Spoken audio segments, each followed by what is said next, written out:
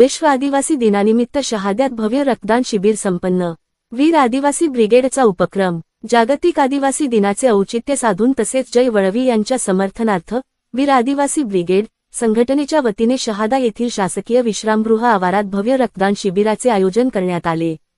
रक्तदान हेच श्रेष्ठ दान या ब्रीदवाक्याला जागून रक्त अभावी कोणत्याही रुग्णाची गैरसोय होऊ नये या सामाजिक जाणीवेतून आयोजित केलेल्या या शिबिरात शेकडो रक्तदात्यांनी उत्स्फूर्तपणे सहभाग घेत रक्तदान केले। शिबिराचा शुभारंभ जिल्हा परिषदेच्या माजी सभापती हेमलता शितोळे यांच्या हस्ते क्रांतिकारकांच्या प्रतिमेचे पूजन करून करण्यात आला।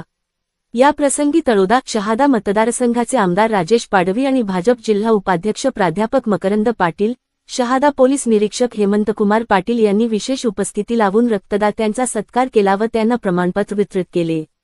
संकलित झालेल्या रक्ताची साठवणूक जनकल्याण ब्लड सेंटर नंदुरबार यांच्या चमूने केली।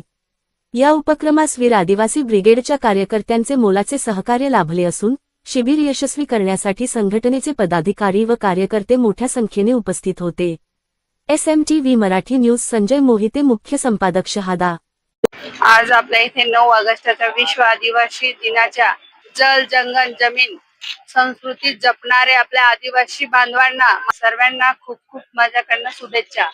आज आपले वीर आदिवासी संघटना यांनी जो आज रक्तदान शिबिराचा भव्य दिव्य असा कार्यक्रम आयोजित केलेला आहे तो खूप चांगल्या पद्धतीचा झालेला आहे आणि होणार आहे। तो अजून दिवसभर आहे आपल्याकडे आणि ज्या वेळेस ह्या रक्ताचा पेशंटला गरज असते, अत्यंत गरज असते, त्यावेळेस ह्या रक्तदान शिबिराचं महत्व कळतं आणि हे आपले तरुण मंडळी आहेत यांनी असेच उपक्रम राबवत राहावे जेणेकरून आपल्याला लोकांपर्यंत ही सुविधा देता येईल।